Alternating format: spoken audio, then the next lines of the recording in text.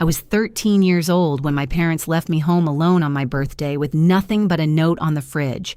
And for years, I kept asking myself the same question. I'm going to ask you right now, what kind of family forgets their own child on purpose? The note was written in my mother's neat, careful handwriting. Stay at a friend's. Back in a week. Love you. No signature. No explanation. Just those few words, sitting there between a grocery list and a coupon for frozen dinners, like I was another item she meant to deal with later. I remember standing in the kitchen, barefoot on cold tile, reading it over and over like maybe it would change if I looked at it long enough. It didn't. The house was too quiet. No rushed footsteps, no last-minute yelling, no slammed doors, just silence. The kind that settles in your chest and makes you feel smaller than you already are. Outside, the sun was already climbing, and I could hear a car engine somewhere down the street fading. They had left early. Of course they had. My birthday wasn't something worth staying for. My older sister, Madison, had already posted a picture by then. Pink suitcase, big smile, caption about family time in Florida. My younger sister, Sophie, added a string of palm tree emojis like it was the most natural thing in the world. Not one mention of me, not one wish you were here. I sat on the front porch with my backpack on my lap, convinced there had to be more to it. That someone was coming. An aunt, a neighbor, anyone. I kept glancing down the street like I might see a car turn the corner, like this was all just a misunderstanding waiting to be corrected. But no one came. By the time the streetlights flickered on, I was still there. A dog barked at me from across the road like I didn't belong on my own front steps, and for a second, I almost believed it. Inside, I microwaved a burrito I didn't even like, and stood at the counter eating it, listening to the hum of the appliance like it was company. I told myself it was a mistake, that it had to be. Families didn't just leave you, not like that. Not without saying goodbye, but by the second day, that explanation started to crack. And by the fourth, something else crept in, something colder. Maybe it wasn't a mistake at all. You see, I was the middle child, and if you've ever been one, you know exactly what that means. Madison was the star, all awards and varsity letters, the one everyone talked about. Sophie was the baby, with dance recitals and color-coordinated birthday parties and cupcakes that matched her dress. And me, I was the responsible one, the quiet one, the one adults described as easy, which is just a polite way of saying invisible. Still, there's a difference between being overlooked and being erased. On the sixth day, I walked out of the library with a stack of borrowed books piled so high I could barely see over them. It was hot, the kind of heat that makes the air shimmer, and I remember thinking that even my shadow looked faded, like it was trying to disappear too. That's when a black car slowed down beside the curb. The window rolled down, smooth and quiet, like something out of a life that didn't belong to me. And then a voice said my name. Emily? I froze, because I hadn't heard anyone say it like it mattered in a very long time. I didn't move at first. I just stood there on the sidewalk, clutching those library books like they were the only solid thing left in my world, staring at that car like it might disappear if I blinked too hard. The window slid down the rest of the way, and I finally saw him clearly. Daniel Brooks, my mother's younger brother, the one we didn't talk about much, the one who stopped coming to holidays years ago. I remembered whispers, quiet arguments behind closed doors, my mother calling him difficult in that tight voice she used when she meant something worse. Emily, he said again, slower this time, like he was trying to make sure I was real. What are you doing out here? I opened my mouth, but nothing came out. My throat felt dry like I hadn't used it properly in days, which I guess I hadn't. He glanced at the stack of books in my arms, then at my clothes, then back at my face. His eyes narrowed just slightly, not in anger, but in something sharper, something observant, "Where are your parents?" he asked. "Florida," I said. It sounded ridiculous the second it left my mouth, like I was explaining something that didn't belong in the same sentence as me standing alone on a sidewalk in the heat. "And you're here," he said, more to himself than to me. I nodded because I didn't know what else to do. My fingers tightened around the books, the edges pressing into my skin. For a moment, he didn't say anything. He just looked at me, not past me, not through me, at me. And it made something inside my chest feel exposed, like he could see everything I'd been trying to pretend wasn't happening. Then he muttered something under his breath, something I couldn't quite catch, and reached across to push the passenger door open. "Get in," he said. Every warning I had ever been given about getting into cars with people, even familiar ones, echoed in my head. But they all sounded distant, muffled, like they were coming from another life. Because right then, standing there in the heat with sweat sticking my hair to my neck and a hollow ache in my stomach, one thought was louder than all of them. I was tired of being alone. I stepped closer to the car, hesitating just long enough to feel the weight of the decision, then climbed in. The door shut with a solid, final sound that felt like crossing some invisible line.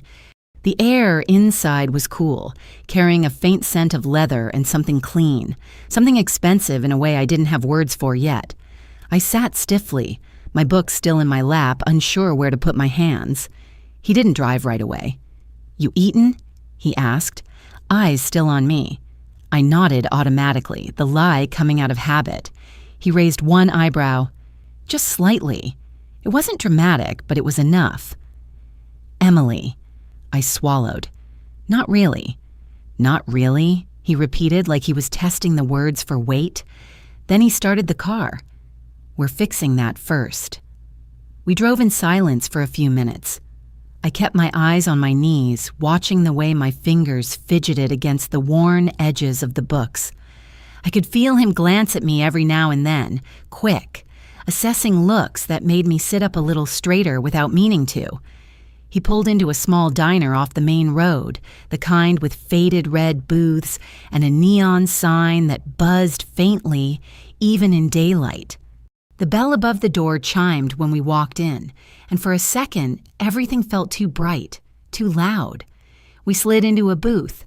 I placed my books carefully beside me, like they might be taken away if I wasn't careful. A waitress came over, friendly, practiced smile. "What can I get you?" I froze again, staring at the menu like it was written in another language. Daniel didn't even look at it. "Burger, fries, and a milkshake," he said, then glanced at me. "That work?" I nodded quickly. When the food came, I didn't touch it at first. I just stared at it.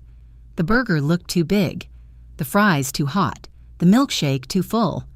"Go on," he said, leaning back slightly. "It's not going anywhere." I picked up the burger slowly, like it might disappear if I moved too fast. The first bite was almost overwhelming, warm, salty, real. My stomach tightened, then settled, then tightened again, like it didn't know how to handle actual food. I must have been eating faster than I realized because he said, "Hey, gently, not scolding, just steady. No one's taking it from you." That made me stop, not because I wanted to, but because something in my chest twisted so sharply it caught me off guard. I lowered the burger, swallowing hard, blinking a little too fast. He didn't push. He didn't ask questions right away. He just waited until I took another bite, slower this time. "So," he said eventually, folding his hands on the table, "you want to tell me why you've been left on your own for almost a week?" The question hung there, quiet but heavy. And for the first time since all of this started, I realized I didn't actually know how to answer it. "I don't know," I said. And that was the truth. It came out quieter than I expected, like something fragile I wasn't sure I was allowed to say out loud. He watched me for a second, not interrupting, not correcting, just waiting. It was the kind of silence that didn't rush you, but didn't let you hide either. "They left a note," I added, my eyes dropping to the table. "Said I should stay at a friend's. For a week. And you didn't?" he asked. I shook my head. I didn't know which friend. That earned the smallest shift in his expression. Not shock, not even surprise. Just a tightening around his eyes like something had clicked into place. "And they haven't called?" he asked. "No." "Texted?" "No." He leaned back slightly, exhaling through his nose, and for a moment I thought he might get angry. Not at me, but at everything. But he didn't. He just sat there, processing, the way someone does when they're putting together a picture they don't like. "Okay," he said finally, calm again. "Finish eating." I nodded, picking up the burger again, though my appetite had shifted into something else now, something heavier. We didn't talk much after that. He asked a few simple questions. School. What grade I was in. If I liked any subjects. I told him history, mostly the parts people got wrong. That made him almost smile. Not big, not obvious, but enough that I noticed. When we got back to my street, the sun was already starting to dip, stretching shadows long across the pavement. He didn't park, just idled at the curb, the engine humming softly beneath us. "Go pack a bag," he said. I blinked. "What? You're not staying here," he said, like it wasn't even a discussion. "Not by yourself." I hesitated, my hand hovering near the door handle. I can manage." He turned his head and looked at me fully for the first time since we'd gotten in the car. "Emily," he said. Steady, not harsh, but firm enough that it cut through everything else. "You shouldn't have to." That did it. I opened the door and stepped out, my legs feeling a little unsteady as I walked up to the house. The porch looked exactly the same as it had days ago, but it didn't feel like mine anymore. More like a place I had been, and somehow gotten left behind in. Inside, the air was stale, still. I moved quickly, grabbing a duffel bag from my room and stuffing it with whatever I could reach. Clothes, a toothbrush, the one sweater I liked, even though it was too big. I paused for a second, looking around. Nothing in that room felt like it belonged to me. Not really. I grabbed one book from the stack I'd brought home earlier and shoved it into the bag, then zipped it up before I could change my mind. When I stepped back outside, he was still there, exactly where I'd left him, like he hadn't even considered driving away. I got back in the car without saying anything, placing the bag at my feet. "Good," he said, glancing at it once before pulling away from the curb. We drove for a while in silence, the kind that wasn't uncomfortable, just new. I watched the houses blur past, then the neighborhoods change, then the streets widen. Everything started to look different, cleaner, quieter. Like we had crossed into a part of the world I hadn't been invited into before. When we finally pulled into his driveway, I sat there for a second, staring at the house. It wasn't huge in a flashy way. It didn't scream for attention, but it was solid. Clean lines, warm lights glowing from inside, like it actually expected someone to come home to it. "You coming?" he asked. I nodded, grabbing my bag and following him up the walkway. My steps felt too loud against the concrete, like I was announcing myself somewhere I didn't belong. He opened the door and stepped aside, letting me go in first. The air inside smelled different, not like plastic or old takeout containers, something cleaner, softer.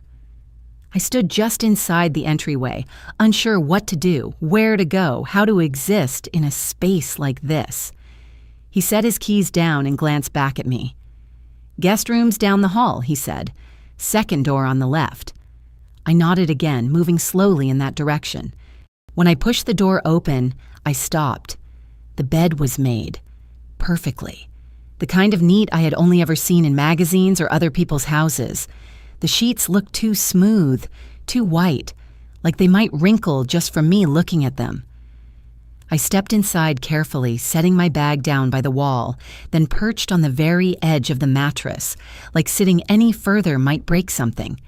He leaned against the doorframe, watching me with a slight tilt of his head. "You planning to sleep like that all night?" he asked. I glanced down at myself, then back at him. I don't want to mess it up. There was a pause.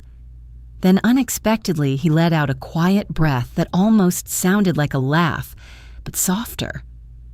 "Emily," he said, his voice gentler than before, "they're sheets, not a museum exhibit." I didn't move. "They can be washed," he added. "Things are meant to be used, not feared." I swallowed, nodding slowly, but I still didn't lie back. Not yet. Because part of me was still waiting for someone to tell me I had overstayed, and it was time to go back. I didn't sleep much that first night, not because the bed wasn't comfortable, but because it was. Every time I shifted, the mattress gave just enough, the sheets soft against my skin in a way that felt unfamiliar, almost wrong. I kept waking up, half expecting to hear a car in the driveway, a door slamming, my mother's voice calling my name like I'd been gone too long. But the house stayed quiet. No raised voices, no tension sitting in the walls, just a low, steady stillness that didn't feel empty, just calm. By morning, sunlight slipped in through the curtains in thin, warm lines across the floor. I sat up slowly, looking around like I needed to remind myself where I was. The room was exactly the same. Nothing had disappeared overnight. No one had come in and taken anything back. That alone felt strange. I got dressed quietly, folding my pajamas like I thought I was supposed to, then hesitated at the door before stepping out into the hallway. The smell hit me first. Coffee. Real coffee, not the cheap kind that always smelled a little burnt. Something else, too. Toast, maybe. I followed it into the kitchen and stopped in the doorway. Daniel was already there, standing at the counter, sleeves rolled up, pouring orange juice into a glass. Not plastic, glass. Clear, clean, catching the light. He glanced over his shoulder when he heard me. "Morning." "Morning," I said, my voice still rough from sleep. He slid the glass across the counter toward me. "Drink." I stepped closer, wrapping my fingers around it carefully like I might crack it if I held too tight. The glass was cool, condensation forming along the sides. I lifted it slowly, taking a small sip. It tasted normal, just orange juice. But even that felt different here. "It's not a contract," he said, watching me over the rim of his own cup. "You don't have to analyze it." I blinked, then nodded, taking another sip, a little less cautiously this time. We stood there for a minute in that quiet. Not awkward, just shared. "School called yesterday," he said finally, setting his cup down. "They've got a meeting this week." My stomach tightened instantly. "Oh." "They asked who'd be attending," he continued. I looked down at the counter, tracing a faint scratch in the surface with my fingertip. I can just not go. He didn't respond right away. I could feel his eyes on me again, measuring steady. "I told them I would be there," he said. I looked up. "You?" "Yes." Just that. No explanation. No hesitation. Something in my chest shifted, quick and sharp, like a knot loosening that I didn't even realize had been there. "You don't have to," I said automatically. "I know," he replied. That was it. That was the whole conversation. But it landed heavier than anything else he'd said so far. Later that afternoon, he took me to a store. Not a big announcement, not a shopping trip, just a quiet stop on the way back from somewhere else. He picked out a pair of jeans, a sweater, shoes that actually fit.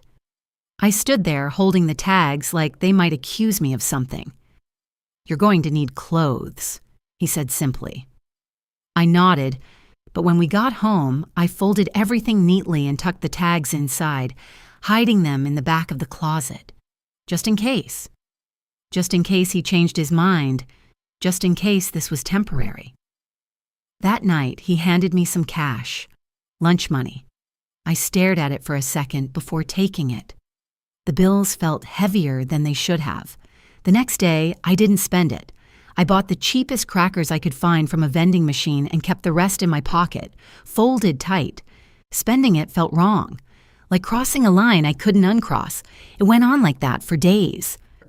Until one night, about 12 days in, I thought he was asleep. The house was dark, the kind of quiet that makes every small sound feel louder.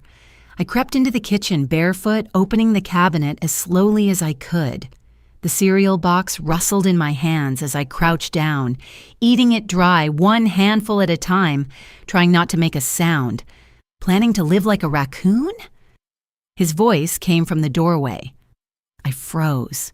Slowly, I turned my head. He was leaning against the frame, arms crossed, watching me. Not angry, just there.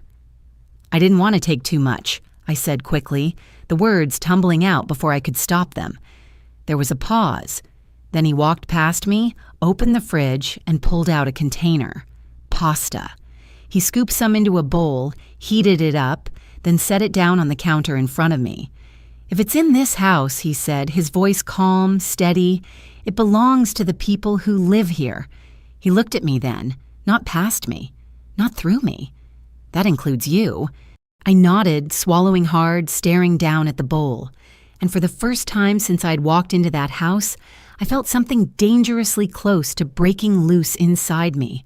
I just wasn't sure yet if it was relief or something else entirely. I didn't cry that night. Not in front of him, and not after he went back to his room. I sat at the kitchen counter with that bowl of pasta in front of me, staring at it long after it had cooled, my hands wrapped around the edges like I needed something solid to hold on to. Crying felt excessive, like something people did when they were allowed to feel too much. And I wasn't used to that. Not yet. But something had shifted. The next morning, I didn't hesitate as long before pouring my own glass of orange juice. It was a small thing, barely noticeable. But I caught myself doing it and paused, my fingers tightening around the glass for just a second before I forced myself to take a sip. Daniel noticed.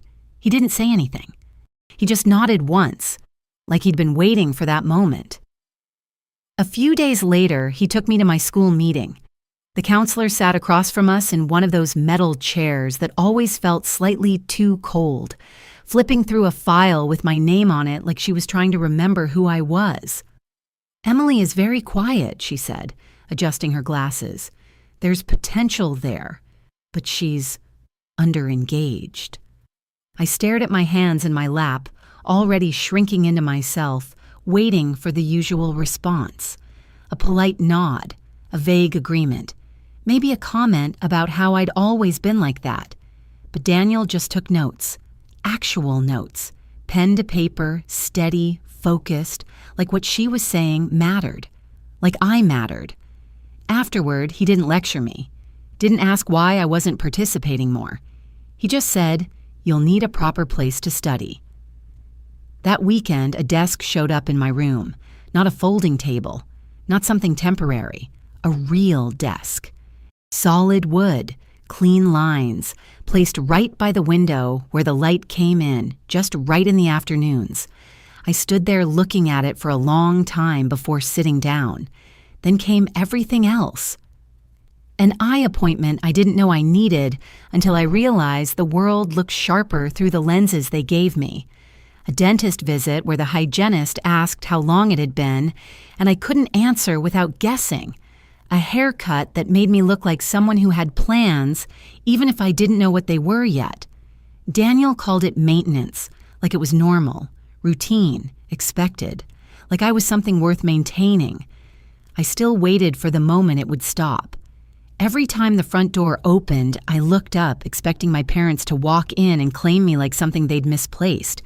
Every time my phone buzzed, I thought maybe it would finally be them. It never was. Madison kept posting pictures, beach sunsets, matching outfits, captions about unbreakable bonds. Sophie smiled beside her, holding seashells up to her cheek like she was part of a commercial. My name never appeared in any of it. After a while, I stopped looking. At home, Daniel didn't fill the silence with noise. He filled it with structure. One Saturday, I stayed out later than I meant to. I'd gone to a friend's house after school, and for the first time in a long time, I'd lost track of time. I didn't think about texting. I didn't think about checking in. I didn't think at all. When I walked in just after midnight, I braced myself for anger, for disappointment, for something loud and sharp that would remind me I had crossed a line. Instead, he was sitting at the kitchen table. He looked up as I stepped inside, took in the time, the way I hovered near the door, ready to retreat. "Glad you're alive," he said. That was it. I blinked. I'm sorry. "Next time," he continued, pushing a plate toward me, "send a text." I looked down. A sandwich, fresh, waiting. "Otherwise," he added, taking a sip of his drink, "I'll assume you're in a ditch somewhere and start shopping for a shovel." I let out a small, unexpected laugh. It caught in my throat halfway through, like my body didn't quite know how to handle it yet. But it was there. And for the first time, I understood something I hadn't been able to name before. This wasn't just kindness. It was care. And care, I was starting to realize, had rules. The first time he brought me to his office, I thought I was going to do something wrong just by breathing. The building itself didn't try to impress anyone. No giant sign, no glass tower reflecting the sky. Just a clean, quiet structure tucked between two larger ones, like it didn't need attention to prove its worth. Inside, everything felt deliberate. Polished floors, low voices, people who moved like they knew exactly where they were going and why. I stayed close to him at first, my hands tucked into the sleeves of my sweater, my shoulders slightly hunched without realizing it. "Stand up," he said quietly as we walked past the reception desk. I straightened a little, confused. "Again," he added, not looking at me this time. I pulled my shoulders back more deliberately. "You're not punctuation, Emily," he said under his breath. "You don't need to shrink to make other people comfortable." The words stayed with me long after we stepped into his office. He didn't introduce me like a project or a problem. He didn't say, "This is my niece who's staying with me for a while." He just said my name. "This is Emily." And people nodded, shook my hand, looked me in the eye like I belonged in the room. I watched everything. The way he greeted clients, firm handshake, steady eye contact, no unnecessary words. The way he listened more than he spoke. The way his tone shifted depending on who he was talking to. Never fake, just precise. "Half of success is tone and handshake," he murmured once, after a meeting ended and the door closed behind the client. "The rest is showing up when everyone else finds an excuse not to." I nodded, not sure I fully understood yet, but knowing it mattered. That became our routine. Sometimes after school, sometimes on weekends, I'd sit quietly in a chair in the corner of his office, pretending to read while really watching, learning. At home, the lessons didn't stop. They just looked different. One evening, I asked him for a new phone. Mine barely worked, the screen cracked, the battery dying halfway through the day. It seemed like a reasonable request. "Sounds good," he said, glancing up from his laptop. "How much have you saved?" I blinked. "Saved?" "For it," he clarified. "I haven't." He nodded once, closing the laptop. "Then you'll appreciate it more when you earn it."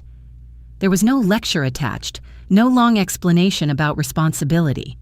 Just that one sentence, placed carefully between us like something I could either ignore or build on. So I got a job. A small grocery store a few blocks away, bagging items, restocking shelves, learning how to smile at customers who didn't look at me twice.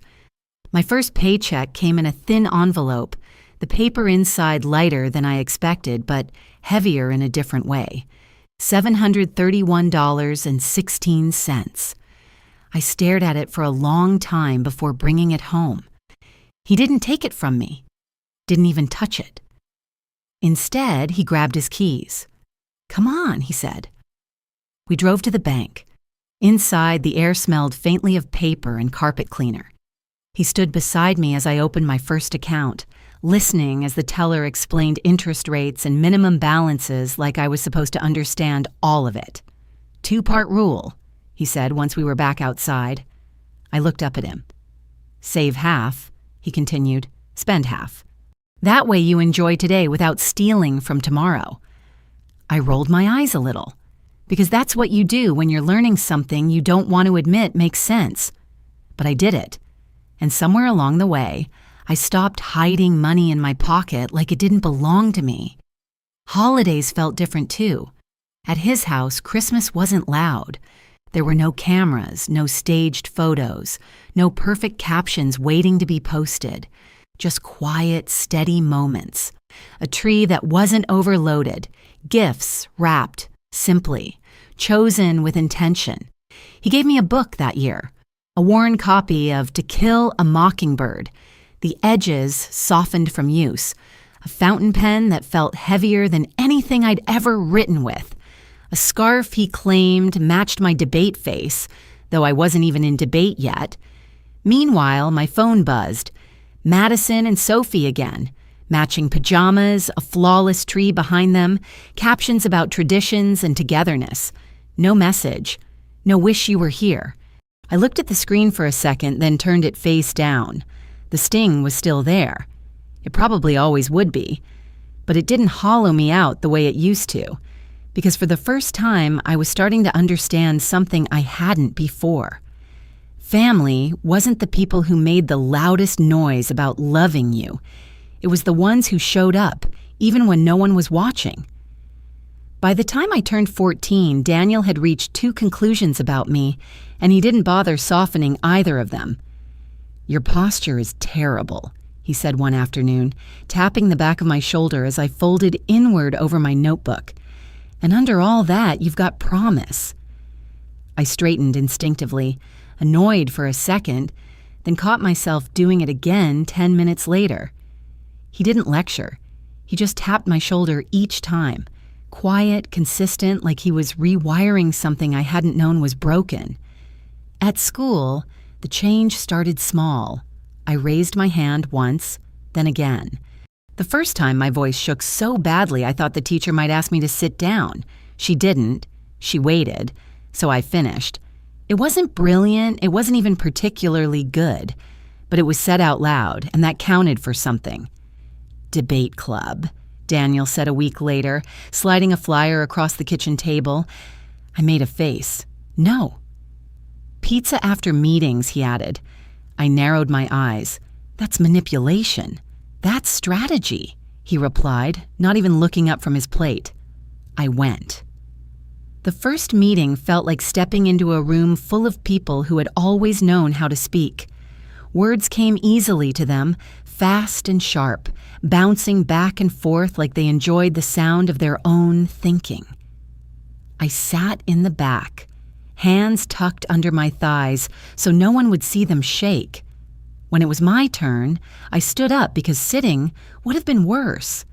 My voice wobbled on the first sentence, then the second. By the third, it steadied just enough to hold together. I argued something ridiculous. Cats versus dogs. And somehow, by the end, I wasn't thinking about how I sounded. I was thinking about what I meant. I won that round. I didn't even realize it until the judge said my name. Across the room, leaning against the back wall, Daniel nodded once. Not proud in a loud way, just certain. Like he had expected it all along. At home, the lesson shifted again. "New phone," I reminded him one evening, trying to sound casual. "How much have you got?" he asked. I told him. "Good," he said. "Now wait." "Wait for what?" "Until you don't feel the urge to spend it immediately." I exhaled, frustrated. "You're impossible." "I'm consistent," he corrected. I waited. When I finally bought it, weeks later, it felt different in my hand. Not like something given, like something earned. That difference settled into me deeper than I expected. We made it a routine after that: work, school, study, repeat. Fridays sometimes meant stopping by his office, sitting quietly while he finished up, then heading out for dinner. He'd raise a glass of something, amber, and say, "Look at you, Miss Carter, not tripping over your own feet anymore." "Give me time," I'd say. "I'm still working on it." "Good," he'd reply. "Means you're paying attention." The house felt fuller without being louder. I stopped hesitating before opening the fridge, stopped counting how much I took, stopped waiting for the moment someone would tell me I didn't belong. One night, just before Christmas, he handed me a small box. Inside was a silver keychain shaped like a mountain. My last name, Carter, etched along the side. "A work in progress," he said. I looked up, confused. "What is?" He smiled slightly. "You. Me. All of it." I didn't have a clever response for that, so I just nodded, closing my hand around it, feeling the cool metal press into my palm. Later that night, my phone buzzed again. Madison and Sophie, standing by another perfect tree, another perfect caption about tradition and family. No tag, no message. I stared at the photo for a second, then set the phone down. In my room, I opened the journal he'd given me the year before. The first page still held the same lines I had written, shaky and unsure. I flipped to a blank page and added something new. "I am not extra." The words looked strange at first, too certain, too direct, but I didn't cross them out, because for the first time, I wasn't writing something I hoped might be true. I was writing something I was starting to believe.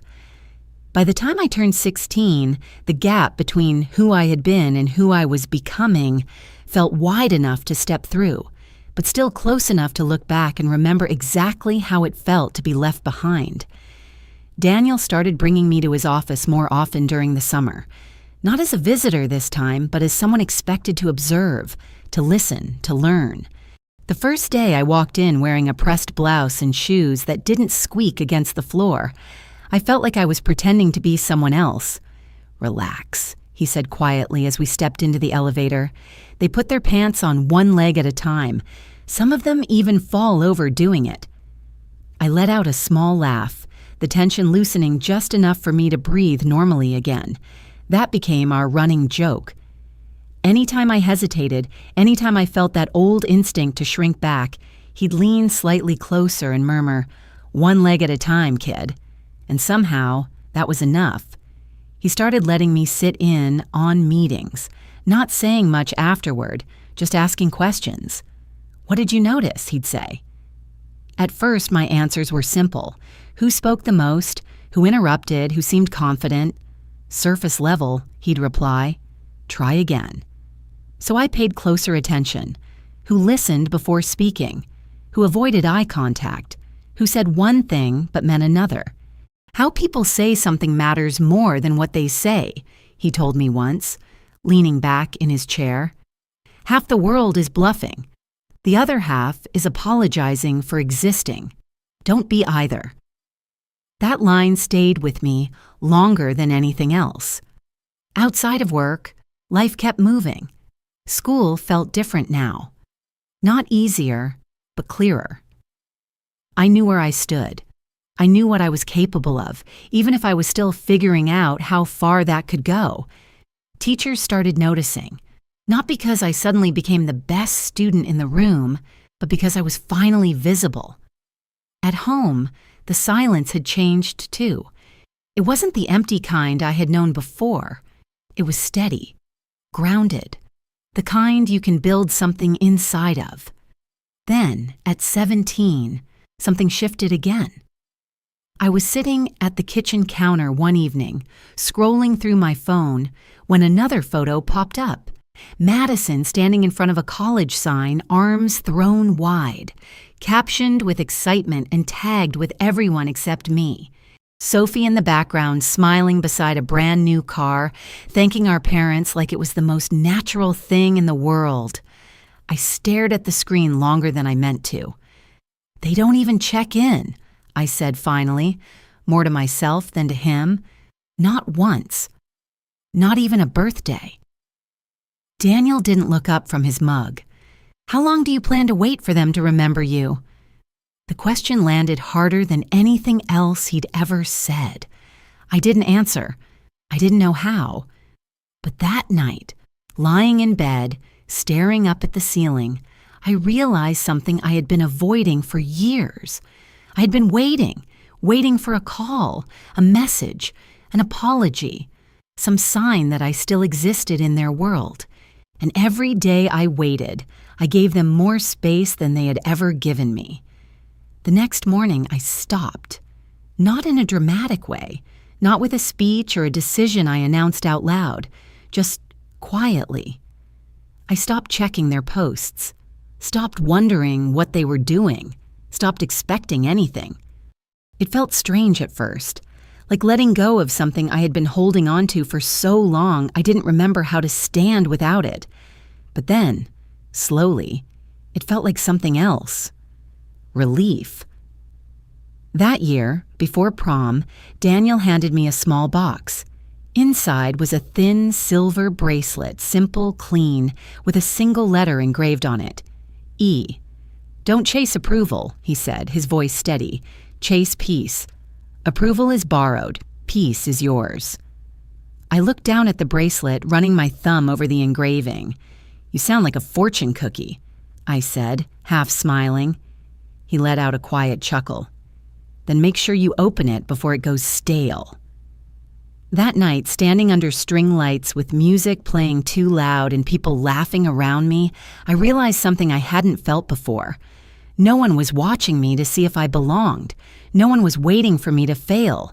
And for the first time, I wasn't either. I was just there. Emily Carter. Not invisible, not forgotten, just seen. College had never really been part of the plan my parents had written for me. Madison was the one with scholarships, the one people expected to go far. Sophie had her own kind of spotlight, the kind that didn't need explanation. Me, I was supposed to be realistic. That was the word they used. Realistic meant quiet expectations, small goals, a life that didn't take up too much space. Daniel never used that word. He didn't hand me a future. He made me build one. We sat at the kitchen table for hours, papers spread out in front of us, laptops open, numbers circling like something I had to learn how to face instead of avoid. Scholarships, grants, applications. He moved through it all with the same calm precision he brought to everything else. Scholarships first, he said. Grants second. Anything I help with fills the gap, not the base. I nodded even though my head was already spinning. So I searched. There was a scholarship for left-handed students. I spent 2 weeks teaching myself to write with my left hand, practicing until my wrist ached and the letters stopped looking like they belonged to a child. There was one for students connected to agriculture. I wrote an essay about bees and balance, about ecosystems and quiet importance, even though the closest I had ever come to a bee was running from one in 3rd grade. Piece by piece, I built something. When the acceptance letter from Western Summit University arrived, I didn't open it right away. I just held it, feeling the weight of it in my hands, like it might tell me something before I was ready to hear it. Daniel stood across from me, arms loosely crossed, watching. Well, he said. I opened it, read it once, then again. Congratulations, he said before I could even look up, like he already knew. His voice was steady, but his eyes gave it away. Now go prove them right. Move in, day was chaos. Cars packed to the brim, parents carrying boxes, hugging their kids like they were sending them off to something bigger than all of them. Balloons, laughter, tears, the kind of noise that fills a space and makes it feel alive. No one came for me. No message. No call. Nothing. Daniel carried everything up 3 flights of stairs without complaining once, even when I tried to take one of the heavier boxes from him. This is my workout for the year, he said, slightly out of breath but still smiling. Don't tell anyone I broke a sweat. When the room was finally set, I stood there, taking it in. Mismatched sheets, a secondhand lamp, the faint smell of bleach, and something unfamiliar. It wasn't perfect. It wasn't polished. But it was mine. I felt something twist in my chest, sharp and unexpected. He must have seen it. "Don't look for them here," he said quietly. "Look forward. That's where you're going." I nodded, my throat too tight to trust my voice. Before he left, he handed me a small envelope. Inside was a note written in his careful, blocky handwriting. "If you ever doubt you belong, check your reflection. You got here without them." I folded it once, then again, sliding it into the front pocket of my planner. I kept it there for 4 years. The first months were hard. I felt like an intruder in every room, like someone had made a mistake and let me in by accident. Other students moved through campus with an ease I didn't understand, talking about summer trips and family connections like they were normal things. I carried my life in a canvas bag that smelled faintly of laundry detergent and effort. But every Sunday, without fail, my phone would ring. "Still alive?" Daniel would ask. "Barely," I'd say. "Midterms are trying to kill me." "Good," he'd reply. "Struggle keeps you sharp." Those calls anchored me. They reminded me that I wasn't alone, that someone was still paying attention. Somewhere between late nights, early classes, and figuring out who I was when no one was watching, I met Ryan. We started as nothing. 2 people volunteering at a community garden, standing awkwardly side by side while he showed me how to hold a shovel without looking like I was about to injure myself. "You're gripping it like it insulted you," he said, adjusting my hands slightly. "I don't trust it," I replied. He smiled, easy, not forced. "That makes 2 of us." We took it slow, no grand declarations, no rush, just conversations that stretched longer than we expected, quiet moments that didn't need to be filled. One night during finals, he looked at me across a table covered in notes and said, "Why do you double-check everything? Even the smallest stuff?" I hesitated. Then I told him the truth. Because for a long time, I was the mistake nobody fixed. He didn't interrupt, didn't correct me. He just reached across the table, took my hand, and said, "Then let's make sure no one overlooks you again." And for the first time, I believed him. The changes in Daniel didn't happen all at once. That's the part people don't understand about losing someone strong. They don't fall apart in a single moment. They fade quietly in ways you almost convince yourself aren't real. At first, it was small things. He canceled one of our Friday dinners saying work had been rough, then another, then a third. The man who used to show up early to everything started showing up late or not at all. His voice on the phone sounded thinner somehow, like it had to travel further to reach me. One evening, I stopped by without calling. The house was dim, the television murmuring to an empty room. I found him asleep in his chair, head tilted slightly to the side, one hand resting on the armrest like he had just paused for a second. "Daniel," I said softly, touching his shoulder. He startled awake, blinking too fast, then forcing a smile that didn't quite reach his eyes. "Long day," he said. "Guess I blinked too long." I nodded, pretending I believed him. But the signs kept coming. Prescription bottles lined up neatly on the counter, his hand trembling just slightly when he poured coffee. Stories repeated within the same conversation, like they had slipped out of place in his memory. We both noticed. We both chose not to say anything. It became an unspoken agreement between us, a quiet refusal to name what was happening. He still asked about my work, still listened when I talked about clients, about projects, about the life I was building. "You're doing well," he told me once. After I vented about a difficult situation, "Just remember, jobs replace you in a week. People won't if you choose the right ones." At the time, it sounded like advice. Later, I realized it was preparation. The call came on a Tuesday. I remember the way the world blurred outside my windshield as I drove. Red lights stretching into lines, my hands gripping the wheel so tightly my fingers went numb. When I got to the hospital, Everything felt too white, too clean, too final. He looked smaller in that bed, but when he saw me, he smiled. "Don't look so grim," he said, his voice rough but still carrying that familiar edge of humor. I asked for a 5-star stay. This wasn't what I had in mind. I tried to laugh. It broke halfway through. "You scared me," I said. "First time for everything," he replied, then gestured weakly toward the chair. "Sit." I sat. The room settled into a quiet that felt heavier than anything we had ever shared. "You know," he said after a moment, his voice softer now, "I always thought your father would be the one teaching you all this." I shook my head. "Don't." He smiled slightly. "I'm glad it was me." My throat tightened. He reached out, taking my hand, something he rarely did. "You exceeded every expectation anyone ever had for you," he said. "Just remember one thing." "What?" "You were never the extra piece." The words landed deep, settling somewhere permanent. I blinked, trying to hold everything in place, but he caught it anyway.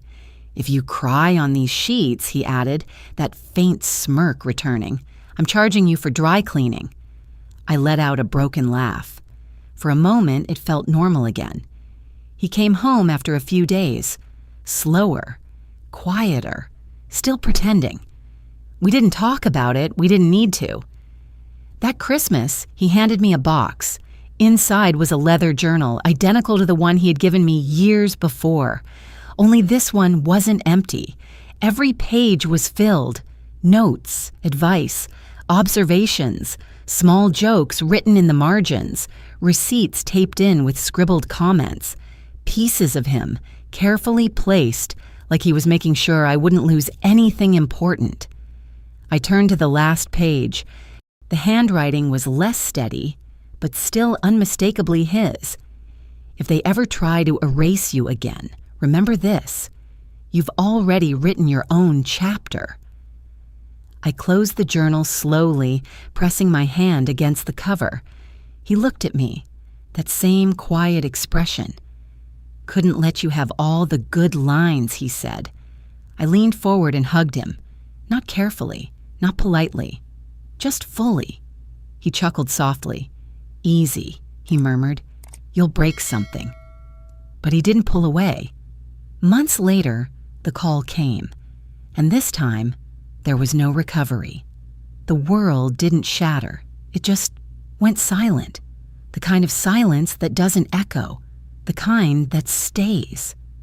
In the days that followed, I realized something he had been teaching me all along. Strength isn't loud. It doesn't need witnesses. It shows up quietly when everything else falls apart. And it stays. If this story stayed with you, take a second to like, subscribe, and tell me in the comments 3 words that describe how it made you feel.